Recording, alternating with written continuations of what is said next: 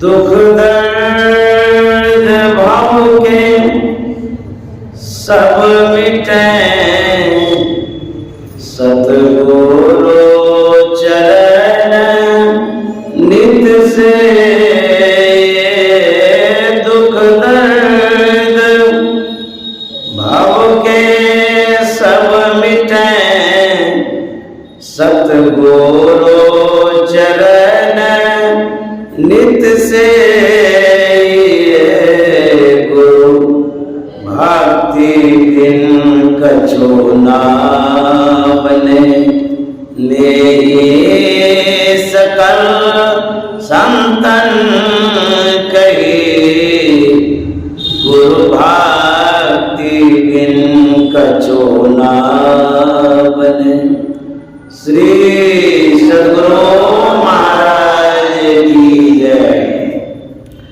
परमाराध्य सद्गुरु महाराज गुरुदेव महर्षि संत सेवी परमानंद जी महाराज कटिहार शहर के प्रबुद्ध सत्संग प्रेमी महानुभाव माता बहनों, आज जो सत्संग हो रहा है इसमें श्रीमान धनंजय प्रसाद साहब और श्रीमती रंजना देवी की शादी का यह 38वां सालगिरह है। 38वां शादी सालगिरह है। 38 बरस हो गए इन लोगों के दाम्पत्य जीवन का।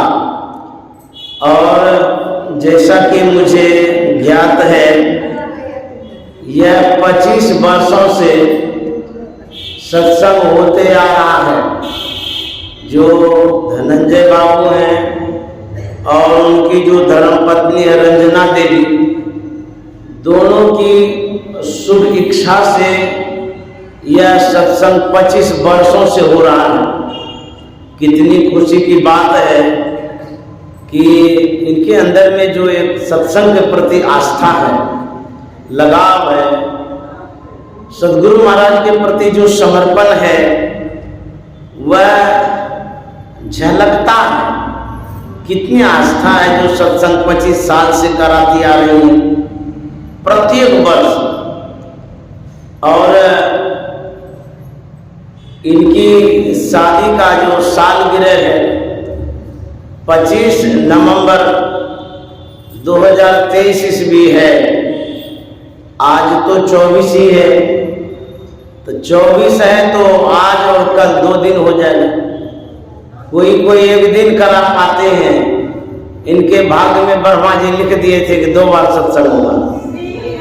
तो इसीलिए अब जब भगवान देते हैं छप्पर फाड़ के देते हैं। अब भगवान से कोई मांगता है तो मिलता नहीं है सत्संग, लेकिन जब भगवान बहुत खुश हो जाते हैं तो छप्पर फाड़ के देते हैं। एक बार तुम मांगती हो 2 बार ले लो। तो इनके शादी सालगिरह में एक दिन का सत्संग लिखा था, लेकिन वो तो ब्रह्मा जी लिखा था, लेकिन सद्गुरु महाराज कहे कि नहीं, हम अपनी तरफ से दोबारा लिख देते हैं। तो 2 बार का सत्संग हो गया। आज 24 नवंबर है 2023 ईस्वी, शुक्रवार है। कल 25 नवंबर को शादी का सालगिरह जो ये वर्षों से मनाती आ रही है, खुशी से मनाती आ रही है। इनकी जो टेक है, इनका जो व्रत है, इन्होंने जो प्रतिज्ञा किया है वह टेक टूटे नहीं, इसीलिए कल भी सत्संग होगा यहाँ। तो गुरु महाराज की बड़ी कृपा है। इनका घर है लीची बगान, अनाथालय रोड, कटिहार। तो मैं भी इन्हें साधुवाद देता हूँ और दोनों दंपत्ति के लिए शुभकामना भी करता हूँ। स्वस्थ रहें और सत्संग कराते रहें। सद्गुरु महाराज के शरण में ऐसे ही प्रेजेंट होते रहें, उपस्थित होते रहें, हाजिरी देते रहें। यह गुरु महाराज से प्रार्थना है। इनके पतिदेव का भी स्वास्थ्य बढ़िया रहे, क्योंकि लंबी आयु के लिए स्वास्थ्य अच्छा रहना सभी कार्य के लिए अच्छा है। स्वास्थ्य भी बढ़िया रहे, ये भी शुभकामना करता हूँ। अब मैं आगे बढ़ता हूँ। पाठ में जो आप लोग सुन रहे थे, मनुष्य शरीर की उपाय देता, मनुष्य शरीर की विशेषता खासियत, हम लोग बड़भागी शरीर पाए, क्योंकि भगवान श्री राम ने भी कहा, बड़े भाग मानुष तन पावा, सुर दुर्लभ सब ग्रंथ गावा। बड़े भाग्य से मनुष्य का शरीर मिला है। यदि सत्संग मिल जाए तो कहते सोने में सुहागा वाली बात हो जाती। सोना में सुहागा मिल जाए तो उसका महत्व बढ़ जाता है। उसी तरह से मनुष्य शरीर में सत्संग मिल जाए, ये सोने में सुहागे वाली बात चरितार्थ होती है। हम लोग बड़भागी हैं जो मनुष्य का शरीर मिला है और सत्संग भी मिला है। हमारे गुरु महाराज ने कहा है, यही मानुष देह समया में करो परमेश्वर में प्यार, प्यार करो परमेश्वर में प्यार। यही मानुष देह समया में करो परमेश्वर में प्यार।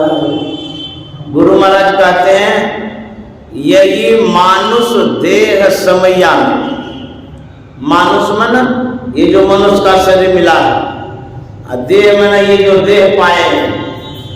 मनुष्य अलग है, देह अलग है। देह किसे कहते हैं? जितने शरीरधारी हैं उसको देह कहते हैं। तो शरीरधारी तो गाय भी है, घोड़ा भी है, सुगर भी है, कुत्ता है, बिल्ली भी है। लेकिन मनुष्य का शरीर सिर्फ हम ही लोगों को मिला है। इसी मनुष्य शरीर में कहते हैं, करो परमेश्वर में प्यार, परमात्मा में स्नेह करिए, परमात्मा में लगाव बना करके रखिए। तब क्या होगा? कर्म धर्म को जला खाक कर देंगे तुमको तार। कर परमेश्वर में प्यार, प्यार करो परमेश्वर में प्यार। यही मानुष देह समया में करो परमेश्वर में प्यार। जब हम इस शरीर से भगवत भजन करेंगे, सत्संग ध्यान करेंगे, हमारी जो इंद्रियां हैं वो कर्म में जो संलग्न रहती है, शुभाशुभ कर्मों में, नैतिक अनैतिक कर्मों में हमारी इंद्रियां परिणत हो जाती हैं। तो गुरु महाराज कहते हैं, इंद्रियों का जो कर्म है वह भी समाप्त हो जाएगा। कर्म इंद्रियों का जो धर्म है सब जला करके राख कर देंगे।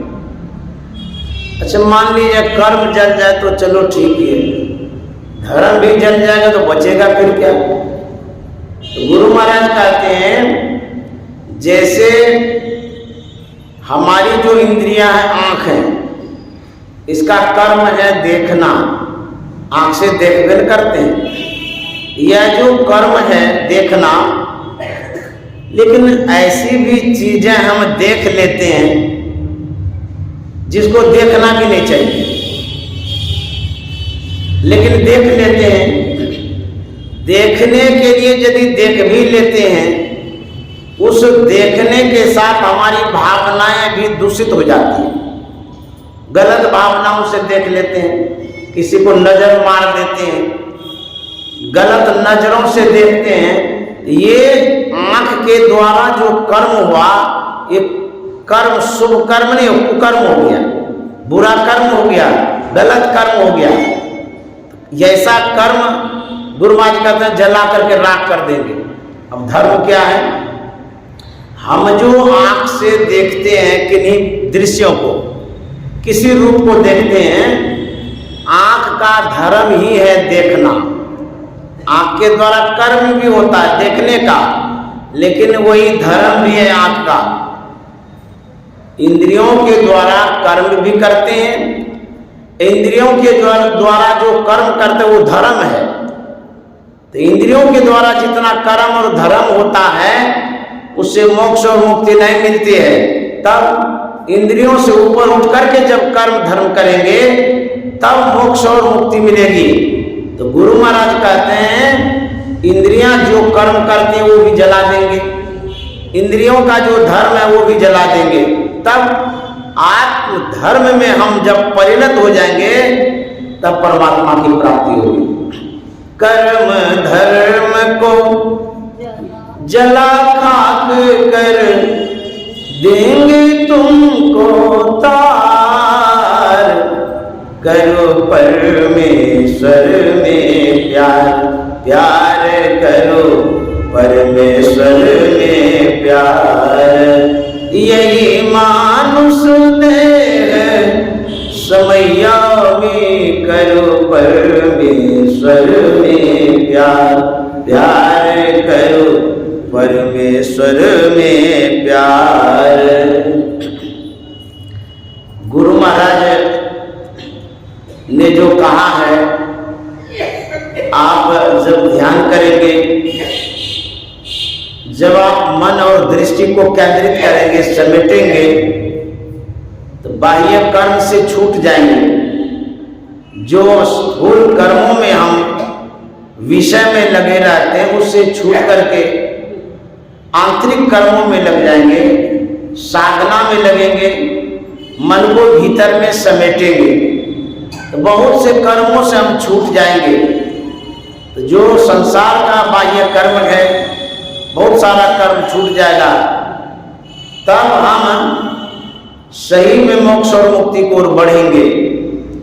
इसीलिए गुरु महाराज कहते हैं इसी शरीर में इसी समय में क्या करना है, परमेश्वर में प्यार। क्यों? शरीर, समय और संसार ये तीनों नश्वर है।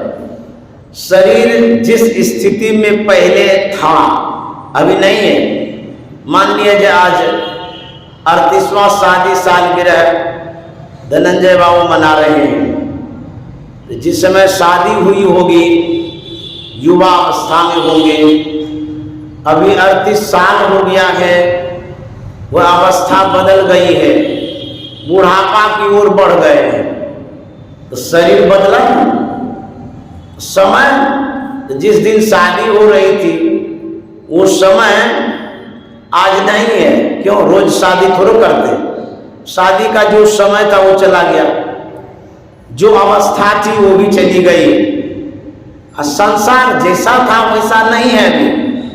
38 बरस यदि आप पूर्व इस कटिहार को देखेंगे, उस समय का कटिहार और अभी का कटिहार आसमान धरती में फर्क हो गया है। उस समय का व्यक्ति अभी का व्यक्ति कितना तो चला गया और कितना इस समय है। कटिहार के इसी सड़क में गड्ढा था, मैं भी जाता आता था, पानी ढेर भरा रहता था, रिक्शा से जाता हिंडोल के जाता था। लेकिन अभी देखिए अच्छा पिच बन गया है, अच्छी सड़क बन गई है। तो समय बदला, शरीर बदला और स्थान भी बदल गया। तो बदलता है। इस बदलते दौर में हमें क्या करना है? हमारे गुरु महाराज जब पढ़ रहे थे, पढ़ाई के क्रम में अंग्रेजी में एक वर्ड पढ़े, all man must die. Guru Maharaj ने पढ़ा ऑल मना सभी, मैन मन आदमी, मस्ट मन अवश्य, डाई मना मर जाना। एक दिन सभी मनुष्य एक मरेंगे, अवश्य मरेंगे। गुरु महाराज को लगा बाप रे बाप, जब एक दिन मरेंगे तो फिर क्या करना चाहिए? तो गुरु महाराज ने जब रामायण में पढ़ा, दे धरे कर यह सुभाई, भजिए राम सब काम बिहाई। जब ये मरण धर्मा संसार है, मरणशील शरीर है, तो करना क्या चाहिए?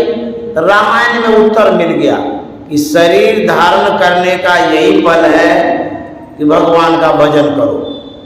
उत्तर मिल गया गुरु महाराज को। ये जो गुरु महाराज ने पढ़ा, इस शरीर को भगवत भजन में लगा दिए, सत्संग में लगा दिए, धर्म में लगा दिए, अपने शरीर को गुरु महाराज सार्थक कर दिए। वही गुरु महाराज कहते हैं, छन छन पल पल समय सिरावे, नर तन दुर्लभ फिर नहीं पावे। छन छन पल पल समय सिरावे, नर तन दुर्लभ फिर नहीं पावे। गुरु महाराज कहते हैं छन छन पल पल। छन मन माताएं लोग जब भोजन बनाती है, कढ़ाई या तावा चढ़ाती है चूल्हे पर, जब वो गर्म हो जाता है उसमें पानी दीजिएगा ना, छन्न बोलिए, आवाज होती है ना छन्न का। अल्पकालिक समय को छन्न कहते हैं। गुरु महाराज कहते हैं जैसे पानी पड़ते ही छन्न बोलता है, और सिर्फ बोलता ही नहीं है, जल भी जाता है, देर नहीं लगती है जलने में। उसी तरह से एक एक क्षण बीतते जा रहा है। तो जैसे चलनी में आप कुछ छानिएगा तो बूंद बूंद गिरेगा, उसी तरह से अल्पकालिक समय को क्षण कहते हैं। क्षण क्षण पल पल, पल कहते हैं आंख जो मटकते रहता है ना, उठता गिरता है, इसको कहता है पल। तो कितनी जल्दी जल्दी आंखें गिरती उठती है। तो पल पल कहते क्या होता, समय सिरा, समय समाप्त होता। सिराने का मतलब होता है समाप्त होना। समय सिरावे और नर्तन दुर्लभ फिर नहीं पावे। ये जो मनुष्य का शरीर मिला है, कहते हैं दोबारा फिर नहीं मिलेगा। कैसा शरीर है, इतना क्षणभंगुर है, पानी का सा बुलबुला, यह तन ऐसा जान। बरसात में बूंद का बनता है पानी का, अब बनता है बिगड़ता है, कितनी देर में, तुरंत बना तुरंत फूट गया। वैसा ही मनुष्य का शरीर है। ये शरीर उत्पन्न हुआ है, पल बढ़ रहा है, फिर विनाश हो जाएगा। कोई चला गया, कोई जावे, कोई गठड़ी बांध सिधावे, कोई खरा तैयार अकेला, और सब चला चलेगा क्या। कितना तो चला गया और कितना जाएगा। हम लोग भी जाएंगे। तो क्या करना चाहिए, दिन बीतत जावे आयु खोटावे। करना क्या है, भजो भजो प्रभु नाम, दिन बीतत जावे आयु खोटावे। भजो भजो प्रभु नाम, भजो भजो प्रभु नाम, प्यारे हो भजो भजो गुरु नाम। दिन बीतत जावे आयु खोटावे, भजो भजो प्रभु नाम। दिन बीतत जावे आयु फुटावे, भजो भजो प्रभु नाम। गुरु महाराज कहते हैं कि दिन जो है ना, समय बीतते जा रहा है और आयु समाप्त होते जा रहा है। तब करना क्या, कहते भजो भजो प्रभु नाम। प्रभु का नाम ले लीजिए, गुरु का नाम ले लीजिए। क्यों, परिजन धन सारा सुत वितदारा, नहीं आवे को काम। परिजन धन सारा सुत वितदारा, नहीं आवे को काम। दिन बीतत जावे आयु फुटावे, भजो भजो प्रभु नाम। दिन बीतत जावे आयु फुटावे, भजो भजो गुरु नाम। गुरु महाराज कहते हैं परिजन धन सारा, जितना परिजन है, परिवार है, कुटुंब है, कहता कोई काम नहीं आएगा। परिजन धन सारा सुतवित दारा, नहीं आवे को काम। गुरु महाराज कहते एक ही नाम आएगा काम, संत सदगुरु काम आएंगे और कोई काम आने वाला नहीं है। तो गुरु महाराज कहते हैं सदगुरु का नाम लीजिए, उनका भजन कर लीजिए। भजो गुरु चरण कमल, भव भय भ्रम तारणम। भजो गुरु चरण कमल, भव भय भ्रम तारणम। गुरु माया कहते हैं भजो हो संबोधन है, जैसे व्याकरण में पढ़ता है ना हे अरे, उसी तरह से हे हो ही ना आप कहे, उसी तरह गुरु महाराज कहते भजो हो, लोगों को कह रहे हैं, सत्संगियों को कह रहे हैं, श्रद्धालु भक्तों को कह रहे हैं कि भजो। ये जो भजो है कैसे भजेंगे? गुरु महाराज कहते हैं गुरु चरण कमल को भजो। जैसे अभी हम गा रहे हैं, ये भजन है, ये भजना हो गया। हारमोनियम बजाएंगे तो वो भी भजना हो गया, झाल बजाएंगे तो भजना हो गया, भगवान का नाम ले तो भजना हो गया। ये जो भजन है गुरु के चरण कमल को कदा भजो, तो कैसे भजेंगे? गुरु के चरण कमल को क्या बजाना है? नहीं। अब देखिए गुरु महाराज क्या कहते हैं कि उसको भजिए। जब आप मानस जप करते हैं, यही भजन है। भजन सिर्फ गा करके नहीं होता है, गा के भी होता है, जो गाते हैं वो भी भजन है। लेकिन जब आप मानस जप करते हैं बिना बोले, वहां से असली भजन प्रारंभ हो जाता है। भजो हो गुरु चरण कमल, गुरु के चरण कमल का भजन करिए। तो ध्यान जो करते हैं यही भजन है। तो कहेंगे तो गुरु महाराज तो अब शरीर में नहीं है, तो उसका कैसे भजन करेंगे, कैसे ध्यान करेंगे? गुरु महाराज ने कहा है पद नख बिंदु धरी, मन दृष्टि धीर करी, नख तेंदु भानु में गुरु रूप पावे। गुरु का सिर्फ स्थूल रूप नहीं होता, उनका जो रूप है वो बिंदु रूप भी है। नख तेंदु भानु में गुरु रूप पावे, चंद्र रूप है, सूर्य रूप है। तो बिंदु का जब हम ध्यान करते हैं, ये असली भजन है, यही मूल भजन है। अब मनुष्य शरीर पाने का यही परम कर्तव्य भी है। बिंदु कैसा है? उपनिषद में लिखा हुआ है तेजो बिंदु परम ध्यानम विश्वात्म हृदय संस्थितम। बिंदु कैसा है? तेजस्व रूप है।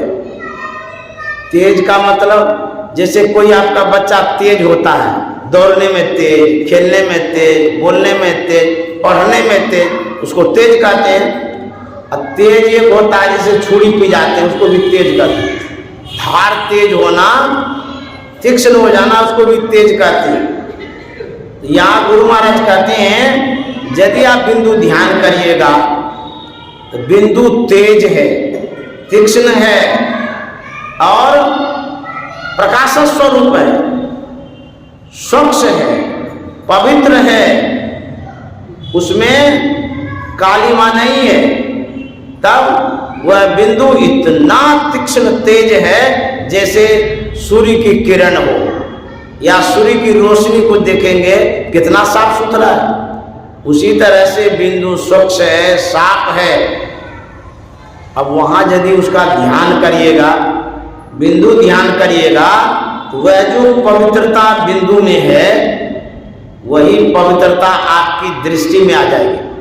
जैसे मान लिया जाए जिस मशीन पर छुरी पी जाते हैं, अब मशीन गोल गोल घूमती रहती है और छुरी रखते हैं, सब काई समाप्त हो जाती है, गंदगी समाप्त हो जाती है और छुरी में धार हो जाती है।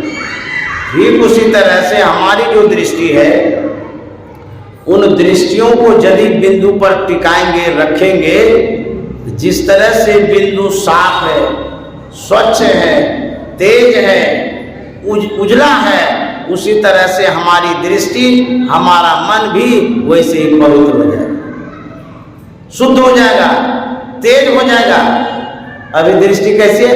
अभी दृष्टि भोंदी है, मोटी है, गंदी है, फैली हुई है, पसरी हुई है। जैसे भौंथा छुरी नहीं होता, दबिया सब भौंथा जाता है, वैसे हमारी दृष्टि मोटी हो गई, भौंथा गई। तो बिंदु पर जब चढ़ाएंगे तो अब इसमें तेज धार हो जाएगी। तो जब दृष्टि तेज हो जाती है तब क्या होता है? छुरी जब तेज हो जाती है तब क्या करते हैं? अरे एक बार कद्दू पर रखिएगा, चट से काट देगा। सब्जी काटने में आसान हो जाता है, कोई भी चीज काटने में आसान होता है तेज होने के कारण। उसी तरह से हमारी दृष्टि यदि तीक्ष्ण हो जाएगी, तेज हो जाएगी, धारदार हो जाएगी, तो हमारे सामने में जो अंधकार है उसको काट देगी, तोड़ देगी, छेद देगी, प्रकाश में चली जाएगी। इसीलिए दृष्टि को पिजाना चाहिए। बाजार में जाकर हटिया में पिजाना है, नहीं वहां पिजाइएगा तो आंखें फोड़ देगा वो। तब दृष्टि को तेज करने के लिए बिंदु ध्यान करना होगा, वहां पर हमारी दृष्टि तीक्ष्ण होगी। अब बाजार में ले जाएगा तो सब आंख ताक फोड़ फाड़ देगा, अंधेरा बना देगा। तो समझ गए? तो वहां जो बिंदु है उसको जब आप ध्यान करेंगे बिंदु का, तब आपके अंदर में तीक्ष्णता है। तो वही गुरु महाराज कहते हैं, गुरु का जो रूप है बिंदु वाला, उसी बिंदु में दृष्टि को टिकाना, भजन करना है। भजो गुरु चरण कमल, भव भय भ्रम तारणम। भजो गुरु चरण कमल, भव भय भ्रम तारणम। गुरु महाराज कहते हैं, गुरु के चरण कमल का भजन करो। तो चरण को कमल क्यों कहा दिया? कमल की उपाधि क्यों दिए? सदगुरु के चरण को कमल क्यों बोल दिए? इसलिए कमल की उत्पत्ति कीचड़ से है, कादों से है, पानी से है। वह कमल उत्पन्न होता है लेकिन अपना अस्तित्व पानी से ऊपर उठा के रखता है, कमल कोमल भी होता है। उसी तरह से सदगुरु महाराज का जो चरण है बड़ा कोमल भी है, कमल के जैसा कोमल। और सदगुरु का जो चरण है इस संसार सागर में ऊपर उठ करके डूबता नहीं है सदगुरु का चरण। तो जो सदगुरु के चरण को पकड़ेंगे वो भी डूबेंगे नहीं, भवसागर से पार हो जाएंगे। इसीलिए गुरु महाराज कहते हैं, भजो गुरु चरण कमल, भव भय भ्रम तार। यदि भजन करेंगे सदगुरु के चरण कमल की, तो होगा क्या? कहता भव भ्रम भय तारणम। भव मन संसार, भय मन जो डर लगता है, किसी कारण से डरते हैं आप, अंधकार के कारण डरते हैं, अभाव के कारण डरते हैं, कोई डरा देता है आपको तब डर जाते हैं, या आपके पास पूंजी नहीं है तब भी डर लगता है। बेटी की शादी करेंगे, पैसा तो नहीं है तो दिल धड़कता है, इसको डर कहते हैं। ये जो भय है, भय सब समाप्त होगा कब? जब भजन करेंगे गुरु का। कहते हैं भय और भ्रम। भ्रम क्या है? भ्रम है अज्ञानता। हम अंधकार में जो पड़े हुए हैं ये अज्ञानता है, और भय जो है डर है। तो यदि गुरु के चरण कमल का भजन करेंगे, गा के नहीं, ध्यान करके, अर्थात जब बिंदु ध्यान करेंगे, भय और भ्रम क्या होगा? कहता तारणम, सदगुरु महाराज तार देंगे। भजो गुरु चरण कमल, भव भय भ्रम तारण। ये तारणम शब्द है, मतलब आप आपका कष्ट, दुख, भय, अज्ञानता जो है वो टलेगा। टालने का मतलब क्या? जैसे कि कोई सामान है, यहाँ से उठा के दूसरी जगह रख दिए, टाल दिए, हटा दिए, घसका देना, टलना है। इसका मतलब है भ्रम और भय अब ये है, अभी समाप्त नहीं हुआ है। यदि आप ध्यान करेंगे, सदगुरु महाराज आपके भय को, भ्रम को टाल देंगे, हटा देंगे। तब दूर कब होगा? जब नादानुसंधान की क्रिया करेंगे, मन को पिंड से ब्रह्मांड में ले जाएंगे, मन को करमंडल से ऊपर उठा ले जाएंगे, सूरत को शब्द में निरत कर देंगे, तब भय भ्रम सब समाप्त होगा। अन्यथा गुरु महाराज टालते रहेंगे। इसका मतलब है फिर आ जाएगा। कहते हैं भजो हो गुरु चरण कमल भव भय भ्रम तारणम अति कराल काल व्याल विषम विष निवारणम अति कराल काल व्याल। इसमें गुरु महाराज कहते हैं अति कराल काल व्याल। अति कराल का मतलब होता है कि विशेष विकराल रूप धारण करने वाला जो काल रूपी सांप है। काल रूपी सांप कराल हो गया, विकराल हो गया है। विकराल हो गया, विपरीत हो गया, क्या करेगा? बरस लेगा, काट लेगा। काल रूपी सांप यदि विकराल हो जाता है, अति कराल हो जाता है, काटने के लिए तैयार हो जाता है, तो बचेंगे कैसे? अति कराल काल व्याल विषम विष निवारणम भजो गुरु चरण कमल भव भय भ्रम तारणम। यदि काल विकराल रूप धारण करके आपके सामने आ जाए, सांप बन करके काटने के लिए आ जाए, घबराने की कोई बात नहीं है।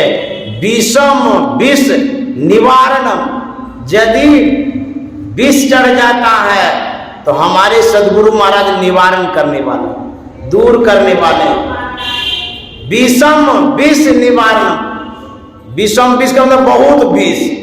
यदि ढेर विष हो जाए, सांप काट भी ले, काल रूपी सांप यदि विकराल रूप धारण करके सामने में आ जाए तो डरना नहीं है।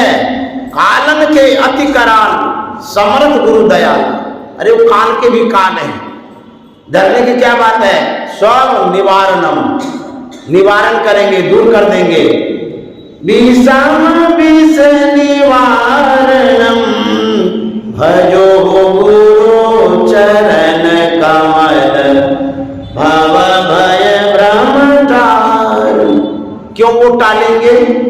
इसलिए उनसे संबंध है, उनसे मित्रता है, पारिवारिक गुरु शिष्य का संबंध होता ही है, इसीलिए वो हमारा हित करेंगे। दीन बंधु प्रेम सिंधु ज्ञान खड्ग धारणम दीन बंधु। देखिए गुरु महाराज क्या है? दीन बंधु, दीनों पर दया करने वाले। प्रेम सिंधु, अरे प्रेम के वो सागर हैं, जो दीन है, दुखी हैं, कष्ट में हैं, बेचैन हैं, उसको हेल्प करने के लिए हमारे सदगुरु महाराज, मदद करने के लिए गुरु महाराज हैं। दीन बंधु प्रेम सिंधु और ज्ञान खड्ग धारणम। गुरु महाराज कैसे? ज्ञान खड्ग, खड्ग माने होता तलवार, ज्ञान रूपी तलवार गुरु महाराज के पास है। क्या काटेंगे वो? ज्ञान रूपी तलवार से वो काटेंगे क्या? हमारे अंदर में जो अज्ञानता है, मोह है, आसक्ति हो गई है, संसार में जो बज गए हैं, ये जो लगाव हो गया है, इसी बंधन को काटने के लिए तलवार रखे हैं। दीन बंधु प्रेम सिंधु ज्ञान खड्ग धारणम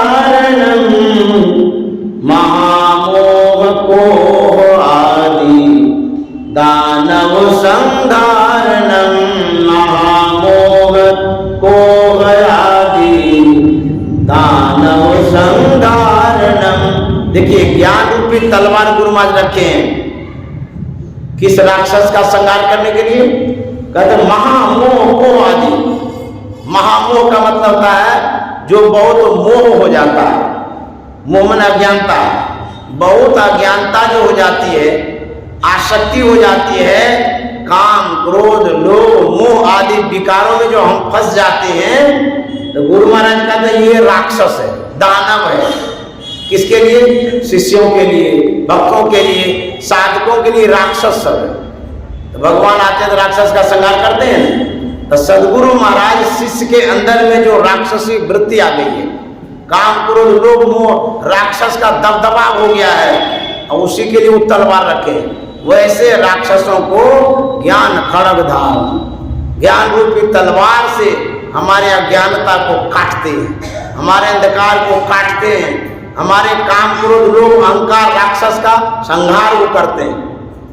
महामोह को आदि दानव संहारणम। इसलिए भजो गुरु चरण कमल भव भय ब्रह्मचारणम। उनका रूप कैसा है? सर्वेश्वर रूप गुरु। करते क्या है? भक्तन को तारणम। सर्वेश्वर रूप गुरु। गुरु जो होते हैं संत भगवंत अंतर निरंतर नहीं, किमपि विमल का दास तुलसी। संत और भगवंत में कोई अंतर नहीं है। इसीलिए गुरु महाराज कहते हैं सर्वेश्वर रूप गुरु। करते क्या है? भक्तन को तारणम।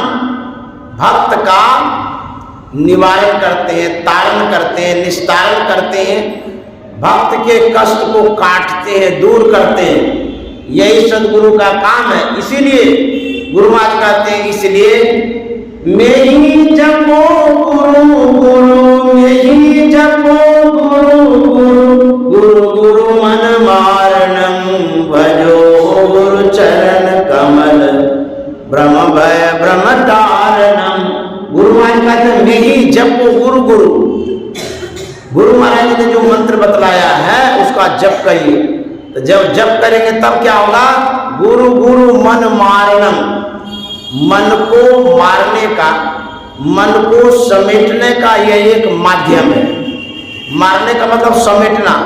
गुरु गुरु मन मारणम। जब गुरु जाप करेंगे आपका मन समेट में आएगा। इसलिए गुरु महाराज कहते हैं भजो गुरु चरण कमल भव भय ब्रह्मचारणम। इस तरह से यदि गुरु का भजन करेंगे तो आपका भय भ्रम सब दूर होगा। एक तो मनुष्य का शरीर मिला, दूसरा बेनिफिट मिला सत्संग का, तीसरा सदगुरु यदि मिल जाए तो कहते हैं फिर डरने की क्या बात है। वो तो ज्ञान खड़ग धारणम है। ये कोई आएगा राक्षस तो वो तो काटवे करेंगे, हमारे दुख को दूर करेंगे। तो निश्चिंत होकर के भजन करते रहिए, समर्पण भाव से।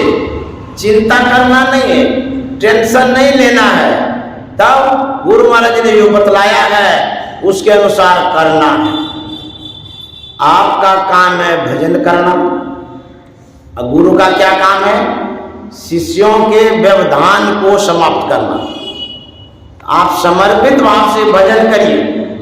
गुरु जो होते हैं वो इसीलिए गुरु होते हैं क्योंकि वो शिष्य के अज्ञानता को, भ्रम को, कष्ट को दूर करते हैं। शिष्य के जीवन को व्यवस्थित करने का काम गुरु का है, और शिष्य का काम है गुरु की आज्ञा का पालन करना।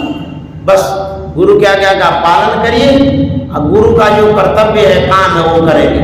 हमारे गुरु महाराज ने कहा है, गुरु महाराज के पदावली में है, तुम्हरो बिरद गुरु है पति तन को तारन, अपनो बिरद राखी में ही निभाना गुरु महाराज कहते हैं कि हे गुरुदेव, आपने प्रतिज्ञा लिया है। क्या प्रतिज्ञा है? पतितों का उद्धार करेंगे। तो आप अपनी प्रतिज्ञा को निभाने के लिए हमारे जैसे जो पतित हैं, जो पिछड़े हुए हैं, जो पहुंच नहीं पाए हैं, उसकी जो प्रतिज्ञा आपने लिया है इसका उद्धार करिए। और जो कोई अपने से पहुंच ही जाएंगे फिर गुरु क्या करेंगे? तो गुरु सुपर पावर होते हैं। जैसे देश में राष्ट्रपति होता है, तो जो राष्ट्रपति है वो कानून से ऊपर होता है। ऐसा क्यों? ऐसा अधिकारी है।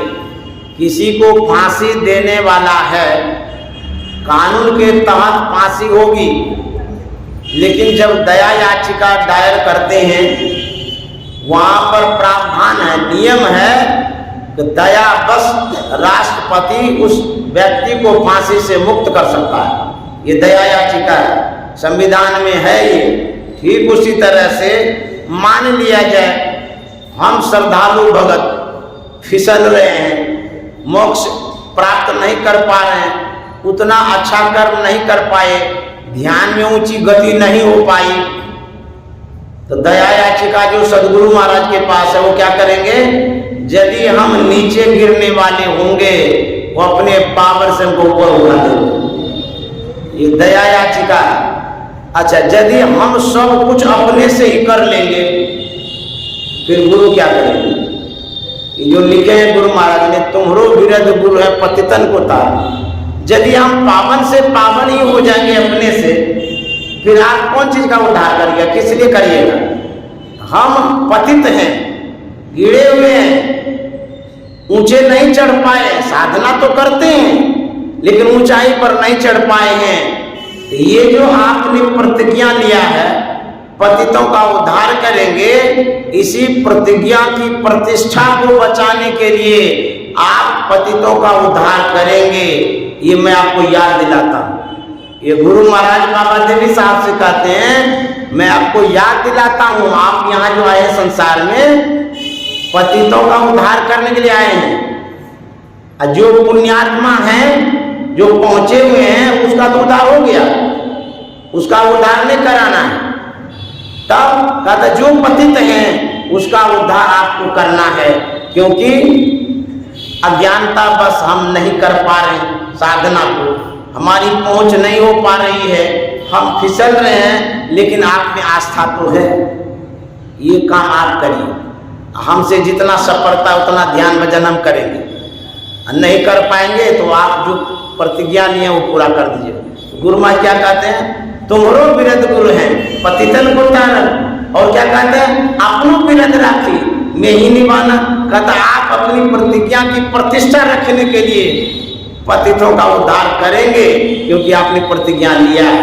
अब देखिए, मान लिया जाए हम लोग नहीं कर पा रहे हैं, नहीं पहुंच पा रहे हैं अपने बल से, साधना से, एक दया याचिका आप दायर कर दीजिएगा गुरु महाराज के पास। क्या कहना है? एक कोई भजन गाए हैं, सतगुरु तेरे चरणों की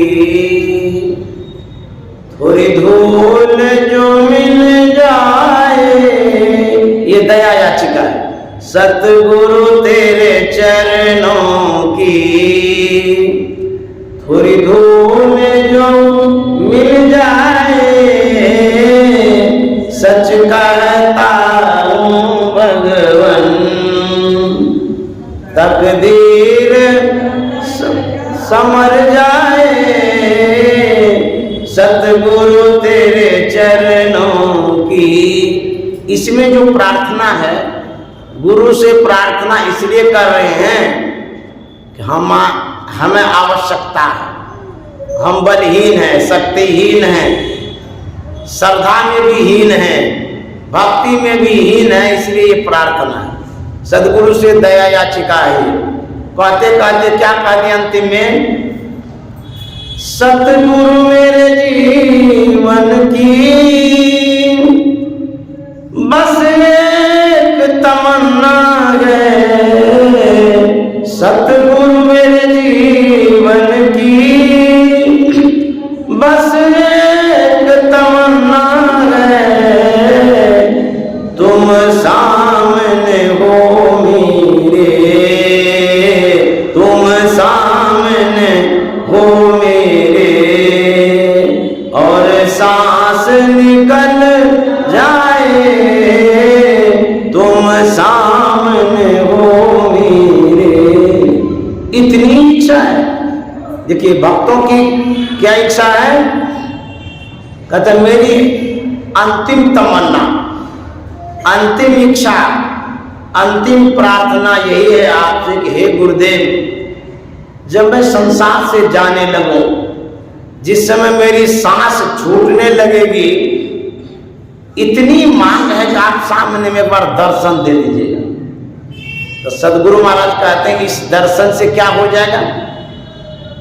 तो प्रार्थना में जो भाव है वही बता रहा हूं। कहते हैं क्या होगा, अंतिम यदि दर्शन हो जाएगा तो बहुत कुछ हो जाएगा। जब प्रभु श्री राम माता सीता की खोज में निकले थे तो अंतिम दर्शन जटायु को मिला था, क्योंकि वो रावण से युद्ध करते करते धराशायी हो गया था। रावण उनके पंख को काट दिया था, जमीन पर तरफड़ा रहा था, छटपटा रहा था। अब सांस छूटेगी तब छूटेगी। संयोग से उसी समय प्रभु श्री राम आते हैं, दयनीय दशा को देख करके द्रवित हो जाते हैं, हाल समाचार पूछते हैं, ऐसा हुआ तो कैसे हुआ। सब वृतांत जटायु सुनाता है। सीता माता को लेकर के रावण इस दक्षिण दिशा की ओर जा रहा था। उनकी कराह को सुनकर के मैं लड़ने के लिए गया, छुड़ाने गया था, लेकिन दुर्दांत राक्षस रावण ने मेरी ऐसी दशा कर दी। अब तो मैं इस संसार से चला जाऊंगा, लेकिन आप दक्षिण दिशा की ओर जाइए, उधरे लेकर के गया। प्रभु श्री राम इतने भावुक हो जाते हैं। एक पक्षी, मानव नहीं है, एक पक्षी के अंदर में मेरी पत्नी के प्रति इतनी संवेदना, इतनी दयालुता, इस पक्षी ने जान समर्पित कर दिया, पूरा जान ही दे दिया मेरी पत्नी के लिए। मानव को क्या करना चाहिए, थोड़ा सोचिए। एक पक्षी होकर के पर स्त्री का हरण हो रहा था, धर्म के लिए उन्होंने अपने जान को दिया। प्रभु श्री राम ने कहा मैं इस सेवा से इतना प्रसन्न हूं, आप जो मांगेंगे वही मैं देने के लिए तैयार हूं। आप कहें तो मैं आपको पूर्ववत कर दूं। जटायु ने क्या कहा था, प्रभु मेरे जैसे अधम गिद्ध पक्षी, उस पक्षी के सामने आपका साक्षात दर्शन हो रहा है। मैं तो धन्य धन्य हो गया हूं आपके दर्शन को पाकर के। आपने इतना कृपा किया, अंतिम दर्शन दिया, इसके अलावा हमें कुछ नहीं चाहिए। लेकिन फिर भी उस अंतिम दर्शन का परिणाम क्या होता है, वह जटायु वैकुंठ लोक जाता है। कहते हैं कि जब प्रभु श्री राम के दर्शन से जटायु वैकुंठ लोक चला गया, उसके बाद जब प्रभु श्री राम शबरी माता के यहाँ गए, अधम से अधम जाति में उत्पन्न शबरी माता अंतिम दर्शन पाकर के धन्य धन्य हो गई, उनको भी मोक्ष और मुक्ति मिल गया। और जब प्रभु श्री राम रावण के करीब जाता, अंतिम में जाता, रावण को अंतिम दर्शन मिलता है, उस पतित रावण को भी अंतिम दर्शन का परिणाम यह मिलता है, वो राजा दशरथ के लोक वैकुंठ में चला जाता है। और यहां तक कि जब अंतिम दर्शन कर्ण को मिलता है, भगवान कृष्ण सामने हैं और भगवान कृष्ण ने कहा कर्ण मांगो, तुम क्या मांगते हो। कर्ण ने कहा था प्रभु आपका अंतिम दर्शन मिल गया और कुछ नहीं चाहिए। और उस दर्शन का परिणाम हुआ, वो भी अच्छे लोक में गए। तो भावुक होकर के भक्तों ने कहा है यदि गुरुदेव भगवान के दर्शन से इतना लोग मिल सकता है और आप तो संत हैं, भगवान से भी बढ़कर के हैं, आपका यदि दर्शन होगा मुझे विश्वास है मुझे मोक्ष भी मिल सकता है। सतगुरु मेरे जीवन की बस एक तमन्ना है, सतगुरु मेरे जीवन की बस एक तमन्ना है, तुम सामने हो मेरे, तुम सामने हो मेरे, और सांस निकल जाए सतगुरु तेरे चरणों की, थोड़ी धूल जो मिल जाए सच कहता हूँ गुरुवर, तकदीर बदल जाए सतगुरु तेरे चरणों की। इसीलिए संत सदगुरु के चरणों में पड़े रहिए, प्रार्थना करते रहिए, सत्संग करते रहिए। हो सकता है एक शब्द जो गुरु महाराज ने कहा, पल में कर दे निहाल भजो साध हो। अब वह पल कौन सा पल होगा जिसमें हम निहाल हो जाएंगे, वो हमारे बस की बात नहीं है। वो संत सदगुरु का ये पासवर्ड है, ये छिपी हुई बातें हैं, वो मौज में आएंगे, कभी भी निहाल कर सकते हैं। तब द्वार धनी के परे रहो, धक्का धनी के खाए, कबू धनी निवाज यहाँ जौदर छाड़ी न जाए। कहते हैं संत सदगुरु के चरणों में पड़े रहिए। यदि आपके जीवन में कष्ट भी आता है, वह एक प्रसाद समझ लीजिए, उसमें भी कृपा है। सदगुरु के डोर को कभी मत छोड़िए, दरवाजे को कभी मत छोड़िए। कहते हैं कबहू धनी निवाज है, कभी भी वो गरीब निवाज हैं, धनी निवाज हैं, कभी भी निहाल कर सकते हैं। यह जो प्रार्थना है, जो भक्ति है, जो हम लोग कर रहे हैं, मांगना कुछ नहीं है। अच्छा मान लीजिए किसी से जबरदस्ती मांगिए, अगर मिल जाएगा। जो मान लिया अमीर आदमी है, धनाढ्य आदमी है, बहुत अमीर है, उसे जबरदस्ती कहे हमको इतना रुपया दीजिए तो दे देगा, वो भी नहीं दे सकता। यदि आप विनम्रता पूर्वक उनके पास जाइए, प्रार्थना करिए, विनीत भाव से कहिए, हो सकता है उसका दिल इतना पिघल जाएगा लाखों रुपया तुरंत दे देगा आपको। उसी तरह से सदगुरु महाराज पिघलेंगे, दया करेंगे। जब दया करेंगे तो कभी भी उद्धार कर सकते हैं। टेंशन लेने का बात नहीं है, सोचना ही नहीं है। अरे गुरु महाराज जी जब कहा मैं मोक्ष नहीं चाहता हूं, आप लोगों के लिए बार बार आता रहूंगा और जितने सत्संग प्रेम है सबको यहाँ से मोक्ष दिलाऊंगा। तो गुरु महाराज जी जब नहीं मांग रहे परमात्मा से, हम लोग काहे लिए मांगते हैं? मांगिए नहीं, लेकिन मिलेगा। हमारे सदगुरु महाराज इतने दयालु हैं, कृपालु हैं। भजमन सदगुरु दयालु, अरे काटे जम जाता है। प्रणत पाल अति कृपाल, प्रेम को अगाधिदान ताल। भजमन सदगुरु दयाल, सदगुरु दयाल हैं। भजमन करते, भजन करते रहिए, वो आपका उद्धार करेंगे, कल्याण करेंगे। चिंता करना नहीं है। दुख आता है, सबके जीवन में आता है, लेकिन संकट टारण सदगुरु जो हैं कौन चीज के लिए? ये संकट टारण सदगुरु लिखा गया है, जो सुखी है उसी के लिए टारण सदगुरु है। जिसको कोई बीमारी नहीं है, कोई दुख नहीं है, उसके लिए क्या करेंगे? संकट है ही नहीं है तो टालेंगे कौन चीज? तो संकट टारण सदगुरु जो है उनके लिए है जिनके पास संकट है। तो जिनके पास संकट है, यदि आपको गुरु महाराज पर विश्वास है तो चिंता क्या करते हैं? तो संकट टारण पर यदि विश्वास है तो चिंता मत करिए, और यदि संकट टारण सदगुरु पर विश्वास नहीं है तो चिंता करते रहिए। चिंता, जब संकट टारण सदगुरु महाराज हैं, वो अपना काम करेंगे, भक्तों का दुख दूर करेंगे, संकट दूर करेंगे, इसलिए चिंता नहीं करनी है। हमारे सदगुरु महाराज जैसे भजमन सदगुरु दयाल काटे जमजाल, वो सदगुरु दयाल है, संकट टारण सदगुरु जी हैं, इसीलिए उनका भजन करना है, और जो दुख है, कष्ट है, वो निवारण के लिए वो तो है ही।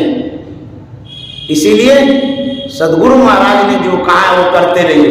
एक लड़की थी जिनकी सगाई हो गई थी, तो उसके जो लड़के थे अर्थात उनके होने वाले पति थे, उन्होंने सोचा कि हम अपनी पत्नी को गिफ्ट देंगे, फर्स्ट गिफ्ट देंगे, अभी तो सगाई हुई, शादी हुई नहीं है, तो मन में हुआ कि एक गिफ्ट दें तो थोड़ा खुश हो जाए पा करके। हो गया सोनार के पास, जाकर के कहता है सुंदर सा आभूषण नथिया बना के दीजिए बेशकीमती द्रव्यों में। तो पहले पहले तो शौक रहता ही है, जो खर्चा लगेगा लगेगा। सोनार भी सोचा कि बढ़िया कस्टमर मिल गया, बढ़िया द्रव्यों में बना करके दिया नथिया। तो लड़का लेकर के पत्नी के नाम से पार्सल करता है, पत्नी को वह गिफ्ट मिलता है। जैसे ही देखती नथिया है, खुशी के मारे तो पागल हो गई, बाप रे बाप, अभी तो शादी हुई नहीं, सगाई हुई है, हमारे पतिदेव कितने अच्छे हैं, हमारे लिए नथिया भेजे, और अभी इतना मानते हैं, बाद में कितना मानेंगे। विवाह के समय में जितना भी मानते हैं और बाद में कितना मानते हैं, तो जिनकी शादी हो गई वो जान लीजिए कितना मानते हैं। जितना भी मानता होगा, तो वो लड़की कहती है अब इतना मानता है, बाद में कितना मानेंगे, इतने अच्छे हमारे पतिदेव, हम तो भाग्यशाली हैं। वह नथिया लेकर के सखियों को दिखाने जाती, सखियों से कहती देखिए हमारे पतिदेव ने फर्स्ट गिफ्ट नथिया भेजा है, और इतना बेशकीमती है, मैं तो खुश नसीब हूँ, मुझे ऐसा पति मिला। वाकई में वो सखियाँ कहते हैं हाँ सही में ऐसा तो किसी को होता नहीं जल्दी, पति तो नहीं, जो सास ससुर होते हैं वो सब भेजता रहता है, पति तो बाद में भेजता है, पहले बार में नहीं भेजता है। तो तुमको तो पहले बार भेजा। कई एक सखियाँ थी, सबको बुला ली, बात करते करते सड़क तक चली गई। वहाँ यही कह रहे थे कि हम बहुत खुशनसीब हैं, हमारे पतिदेव बड़े अच्छे हैं, हमारे लिए नथिया भेजा है। उसी ऊपर एक महात्मा गुजर रहे थे, महात्मा ने देखा एक झुंड लड़कियां सब हैं, अब पतिदेव पतिदेव करती जा रही है, बात क्या है, जरा समझा तो सही। इनके करीब में गए, महात्मा ने पूछा बालिकाओं ये बताओ ये तू क्या रट लगा के रखी है, क्या बोलती है तू लोग, क्या कारण है बताओ। वह युवती कहती है महात्मन मैं अपने पतिदेव का गुणगान करती हूँ, नाम लेती हूँ। बोले क्यों, ऐसा क्या हुआ। बोले कि मेरे पतिदेव ने फर्स्ट गिफ्ट में नथिया भेजा, पहली भेंट, प्रथम सौगात। अभी शादी भी नहीं हुई, सगाई हुई है, हमको इतना मानते हैं, बाद में कितना मानेंगे, इसीलिए मैं उनका गुणगान करती हूँ, दिन को कौन के स्वप्न में भी मैं याद करूँगी। तो महात्मा ने कहा कि बालिकाओं ये बताओ, जिस जागतिक पतिदेव ने, सांसारिक पतिदेव ने तुमको एक नथिया गिफ्ट किया, भेंट किया, तो उनका रात दिन गुणगान करती हो।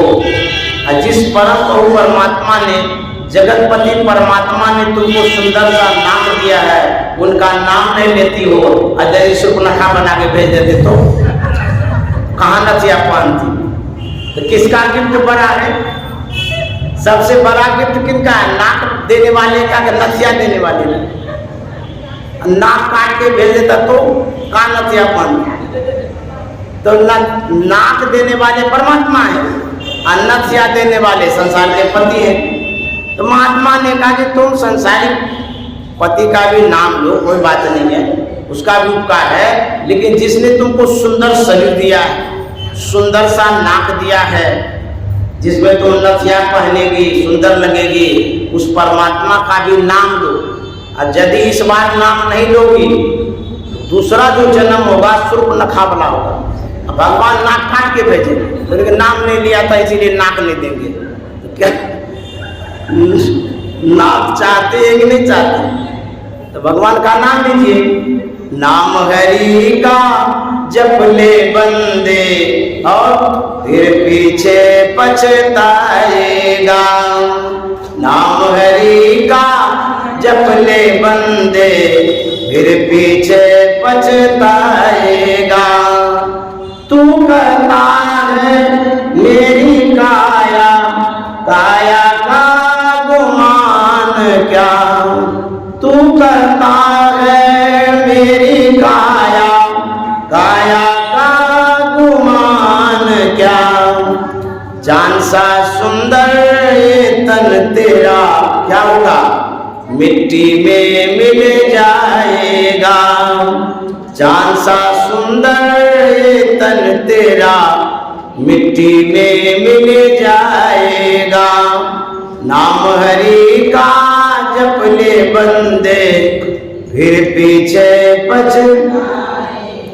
नाम ले लीजिए भगवान का, यही असली काम है। संयोग अच्छा बैठता रहे, सत्संग इसका छूटे नहीं। जो इन्होंने व्रत लिया है किसी भी परिस्थिति में रहे, लेकिन इसका सत्संग शादी सालगिरह वाला होता रहे, यह शुभकामना मंगल कामना करता हूँ।